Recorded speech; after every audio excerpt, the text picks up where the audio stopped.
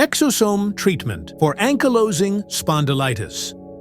Exosome treatment for ankylosing spondylitis, AS, is a novel therapeutic approach leveraging the regenerative and immunomodulatory properties of exosomes derived from mesenchymal stem cells, MSCs. Exosomes contain microRNAs and other non-coding RNAs that regulate gene expression in recipient cells, inducing long-lasting changes in cellular functions that support immune modulation and tissue regeneration. Exosome treatment for ankylosing spondylitis involves isolating exosomes from mesenchymal stem cells and then administering them intravenously or locally.